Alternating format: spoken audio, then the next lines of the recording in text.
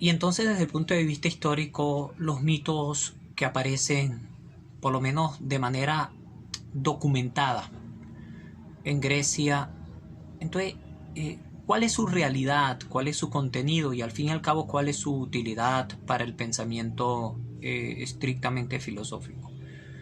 Pudiéramos hoy ya decir de una vez que el mito es una explicación transracional, trans, que va más allá de la razón.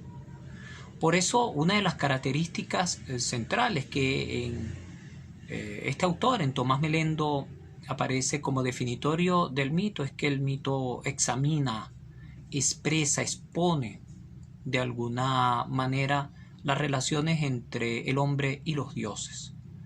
Y hay que decir los dioses en plural porque la primera concepción teológica que surge en la humanidad es precisamente politeísta. El monoteísmo es una realización relativamente muy reciente. Posiblemente los griegos ya son monoteístas, pero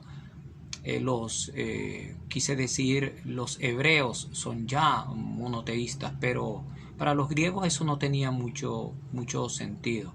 Existe el politeísmo, y aunque algunos autores, por ejemplo, entre los griegos Xenófanes de Colofón, van a someter a crítica el politeísmo, sin duda alguna que los griegos eran politeístas. Entonces, componente central de un mito es la relación Dios-hombre. Los mitos examinan, explican, exponen la relación entre Dios y los hombres. Por eso hay en el trasfondo de todo mito, para que sea verdadero, una apelación a Dios. Por eso hay algunos autores, algunos antropólogos, algunos historiadores que incluso someten a dudas si algunos de los mitos utilizados por Platón serían estrictamente hablando mitos, porque no hablan de los dioses propiamente. El mito o la explicación metafórica que utiliza Platón para hablar, por ejemplo, de las virtudes, apelando a un caballo negro o a un caballo blanco, para hablar de buenas virtudes y de malas virtudes, no parece propiamente hablando un mito, y esto ya es bastante decir. Entonces, no olvidemos el primer componente de un mito, lo estoy diciendo de manera bastante rápida, es su significado religioso. El otro componente del mito es que en todo mito hay una cosmogénesis, o sea, hay una explicación por el origen del cosmos. Es decir, nos preguntamos acerca de dónde. Por eso es lógico, las primeras preguntas que se hacen en filosofía son preguntas racionales sobre un tema que ya los mitos han tratado, pero que los filósofos consideran que la respuesta no ha sido adecuada, no ha sido pertinente.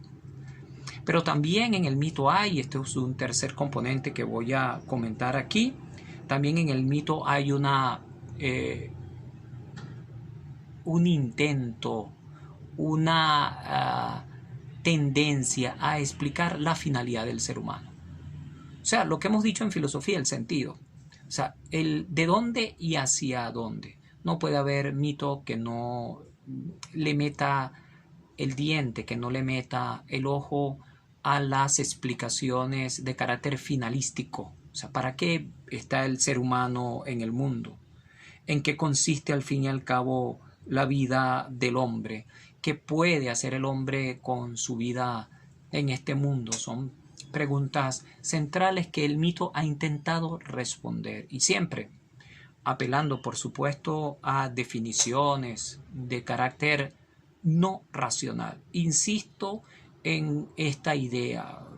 Hoy ningún historiador serio, ningún filósofo serio puede decir que el mito es irracional. El mito no es irracional.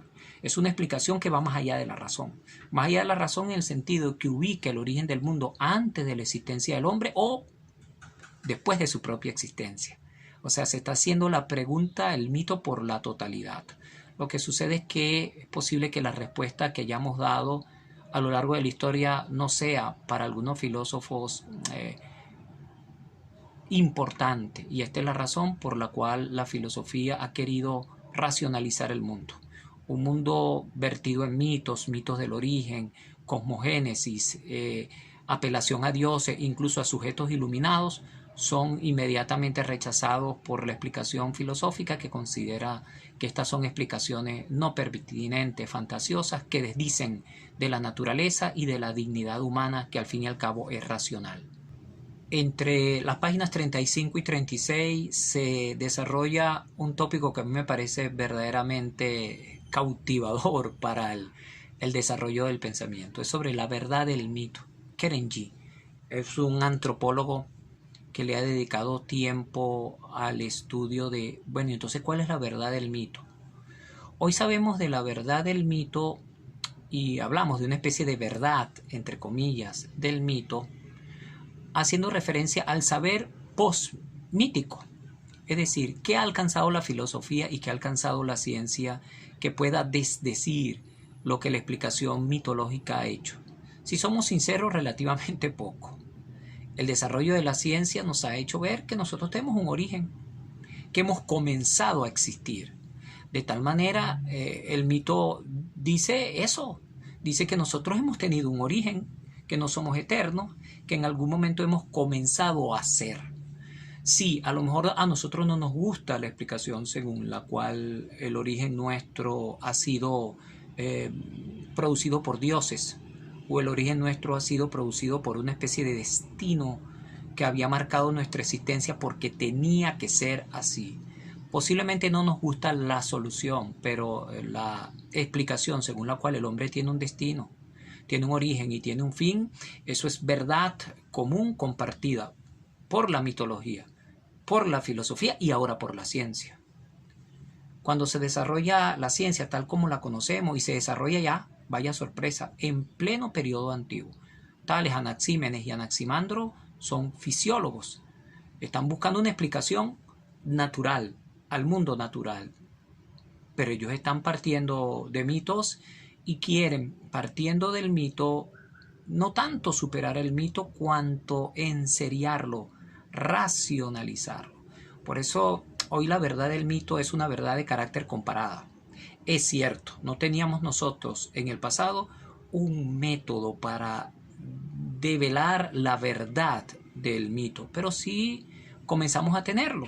Y al desarrollar ese método para la ciencia de carácter natural, nos hemos dado cuenta que en los hallazgos de la ciencia natural hay mucho de explicación mitológica.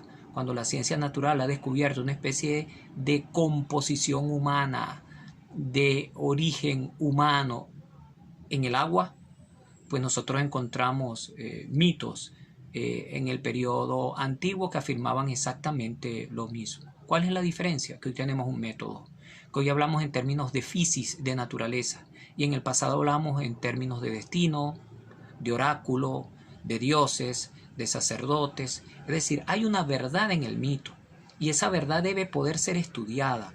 Lo que pasa es que debe poder ser estudiada en sus propios significados, es decir, en lo que los mitos significaban en el periodo antiguo, han seguido significando en el periodo medieval y en el resto de los periodos de tipo histórico, porque los mitos no han desaparecido. Hoy cualquier filosofía del lenguaje tiene que apelar a las metáforas, a las explicaciones mitológicas. Hoy cualquier filosofía de la religión tiene que hacer exactamente lo mismo.